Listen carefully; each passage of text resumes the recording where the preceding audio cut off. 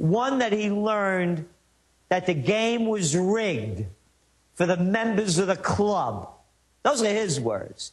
And number two, it's all one big Ponzi scheme. He said this, the king of Ponzi. Everybody open your eyes. It's collapsing worldwide. They're not going to be able to save the day. Do you know what the solution they're trying to come up with Europe? Is to have the European Central Bank print money. Brilliant. Print more worthless money, just like they're doing in the U.S. That's why I say gold. Absolutely. Let's go to, you're absolutely right. Let's go to some calls here. Bill in Connecticut, you're on the air with Gerald Celente. Go ahead. Yes. Hi, Alex. Hi, Mr. Celente. What I'm wondering is, you know, we've looked, this is definitely is a major signpost in the collapse. And in light of that, do either of you two gentlemen see anyone within Congress that could form a committee with subpoena power and prosecutorial power with real teeth that can call a guy in like Corzine and question him before the American public? Well, that's a good start. Yeah. No, it's not. No, who are you going to call in? What, are you going to go to the mob members? You know, you're going to go to the Dons and ask them to be nice?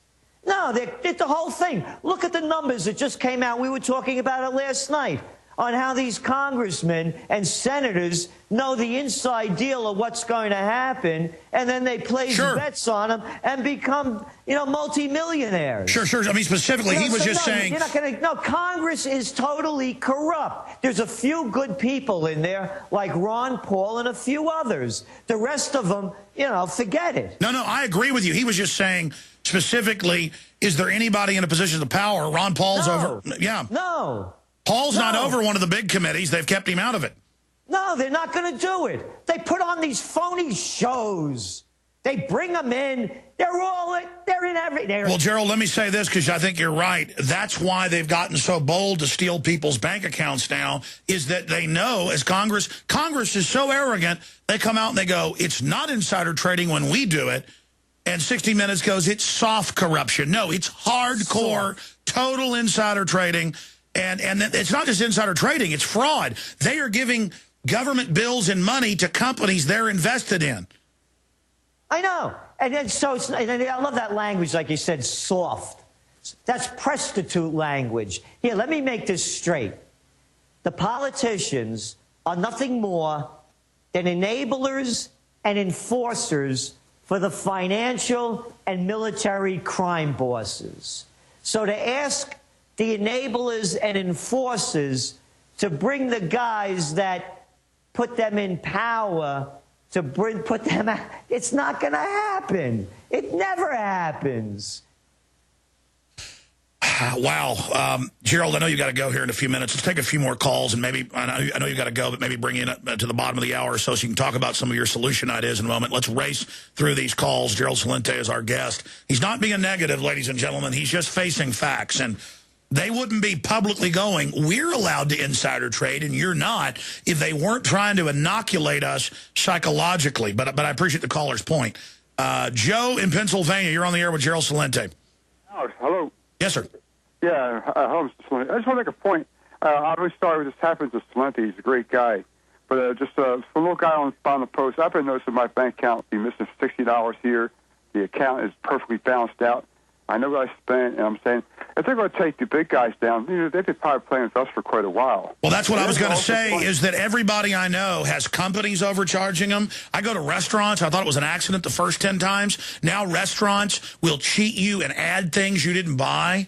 Like, I didn't buy a bottle of wine. Oh, well, never mind, because they can tell you're not paying attention. And again, it's a culture of crooks, and it's permeating. A lot of people get cheated, and they don't decide to fight corruption. They decide, well, I'll cheat somebody since it happened to me. And that's what Gerald was just getting to. Yes, banks are trying to charge all these new fees to keep your money, but they're also cheating people. So are other companies. Gerald, can you speak to that? Yes, that's what I was saying before. It all comes down to morality. And it goes beyond the money. I mean, look at this country.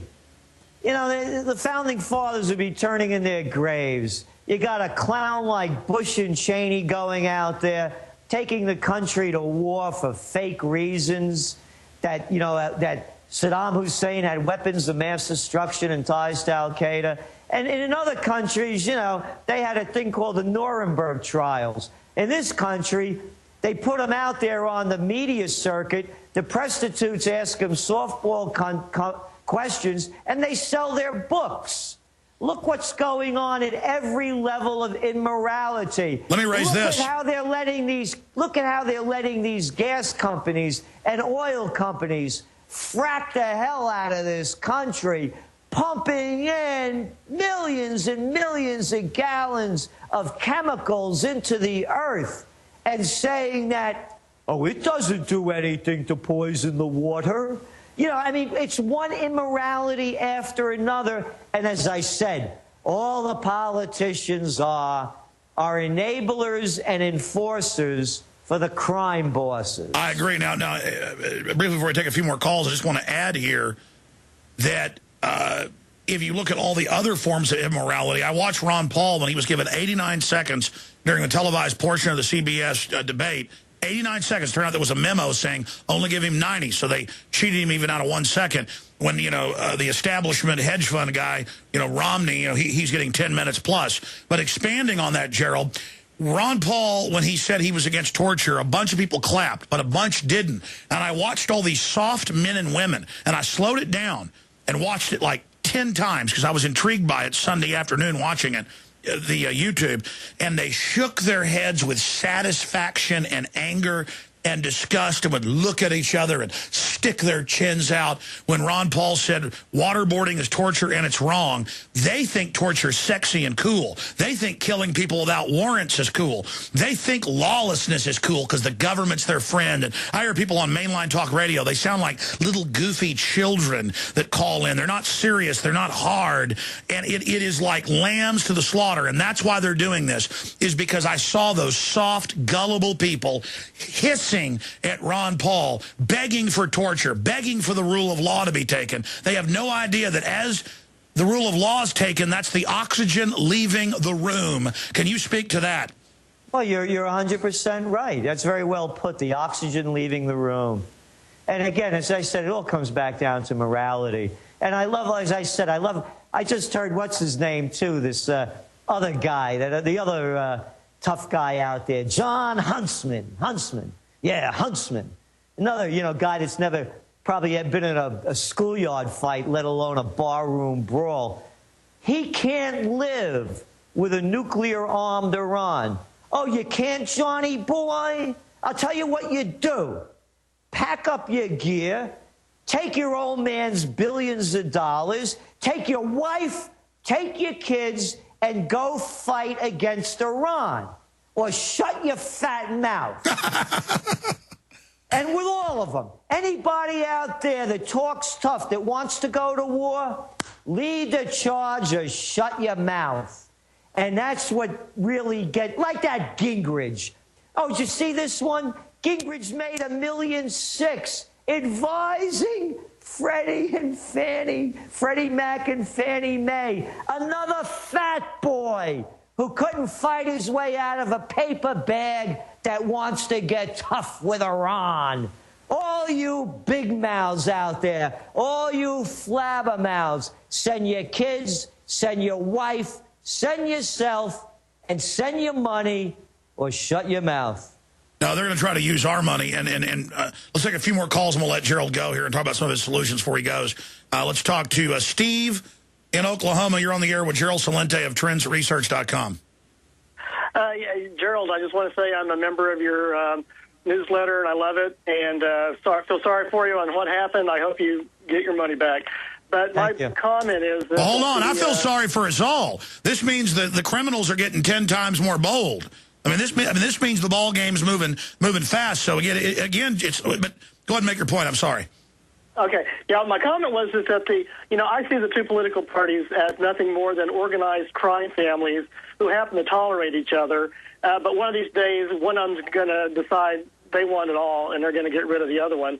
And I think that John Gotti's only crime is that he tried to operate outside the two big political crimes. No, you just said it. No, the whole government brings in the drugs, all of it. They only bust people that don't pay their cut or launder their money through them. The head of the New York Stock Exchange, Richard Grasso, back in '99, was in Reuters, went to the head of the FARC guerrillas in Colombia and said, invest your money with us or we're going to have you invaded. And they said no, so the U.S. covertly invaded. Gerald Celente.